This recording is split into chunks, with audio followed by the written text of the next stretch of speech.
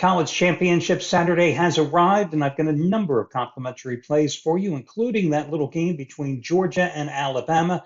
I'm also going to take a look at the MAC Championship game between Toledo and Miami of Ohio, and the Big Ten tilt between Michigan and Iowa. Hi, everyone. Al DeMarco here, General Manager at DeMarcoSports.com. Just a reminder, the easiest way to be alerted to when I'm going to have another video report is to subscribe to the channel down there in the corner.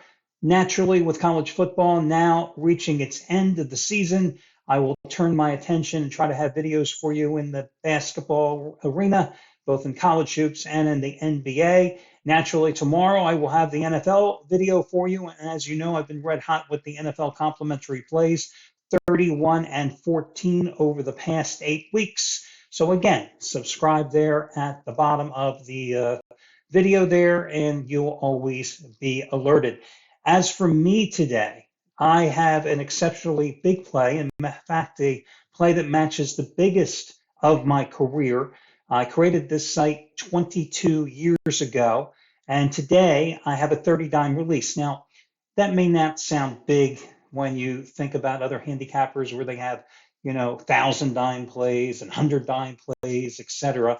But I've always had a very narrow range in terms of my ratings, 5 to 15 dimes, because I want you to know exactly how I consider the strength of my plays. So normally a 15-dime release is my top rated play. I occasionally will have a 20-dime play. I've had a whopping 4 of them all season in college football.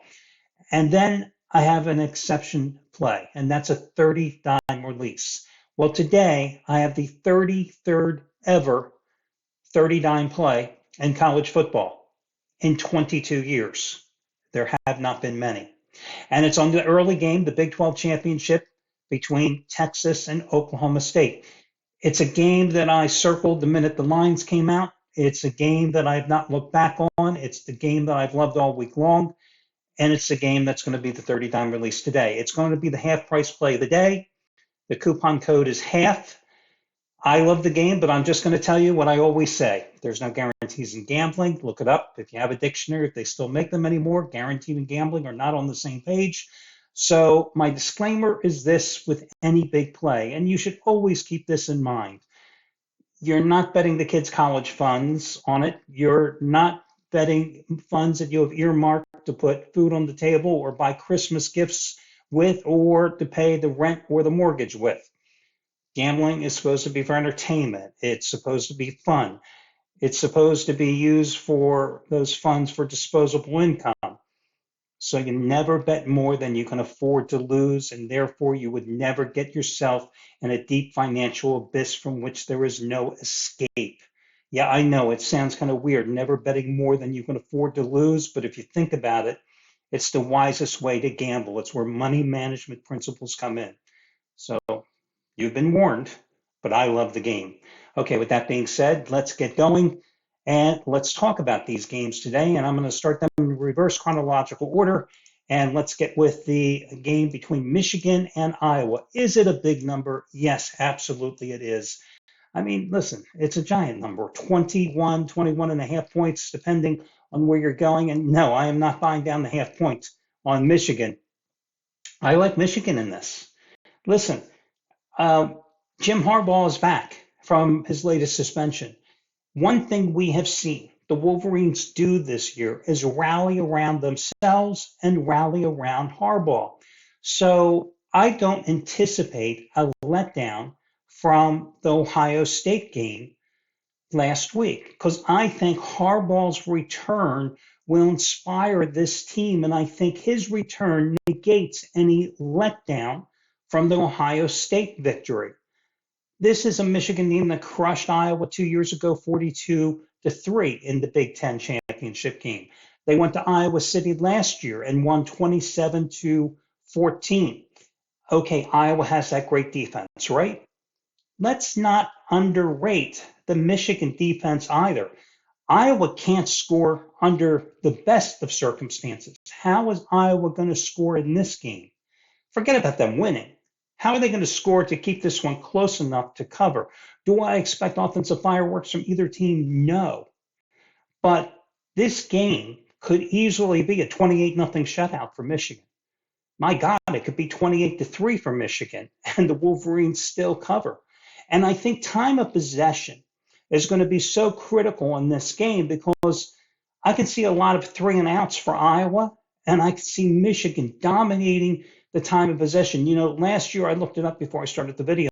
In Iowa City, Michigan controlled the clock for almost 33 minutes. I can see them controlling the clock for somewhere near 38 or 39 today and simply wearing down that Iowa defense because I don't think the Iowa offense is going to be able to do a damn thing today. And again, I think the Harbaugh effect and that us against them mentality is going to deliver Michigan to a easy blowout win here today in a dominant fashion. So I like Michigan. Now, Georgia, Alabama. Bulldogs have won 29 straight games since losing the 2021 SEC title game to Alabama. And of course, then they met again in the championship game and won, right? 5.5 points to an Alabama team that needed a miracle, right? A miracle to beat Auburn on a 4th and 31 play. Now, granted, did Georgia go to the Plains earlier this year and needed to rally in the second half to beat Auburn too? Yes, I will grant you that. But Georgia also, remember, do not put so much stock in how poorly Georgia played against Georgia Tech last week. Remember, that was a 31-13 game after 3 quarters, and it was a game that Georgia rested some key players that weren't exactly 100% healthy. So when you look at that final score and you see 31-23, I'm not at all concerned. Georgia has played up or down to the level of competition at times this year. Georgia is better than 5.5 points, better than Alabama. And I'm laying the wood with Georgia here, and I have no qualms with that at all. Next game, the MAC championship game, Toledo. It is a damn shame that Toledo collapsed late in that first game of the season against Illinois. Otherwise, Toledo would be undefeated here going into this rematch against Miami of Ohio. So when these two met in Oxford back in middle of October, you see a 21-17 final score. But remember, Toledo jumped out to the 21-3 halftime lead in that one. Now, did Miami of Ohio come back and make a game of it 21-17? And that was ultimately the final score. Yes, they did. But Toledo was firmly in control of that game even before Miami of Ohio lost their quarterback, Brett Gabbert, to a broken leg in that contest. Now, Avion Smith took over at quarterback. He played 9 games last year, and he had the offense playing pretty well a year ago. This year, however, he has really done nothing with that offense, and he is more of a mobile quarterback, a dual-threat quarterback, but only a 53% passer since taking over, 500-some yards, only 2 touchdowns, 2 interceptions. Rushing-wise, only 180 yards, 3.4 yards per carry.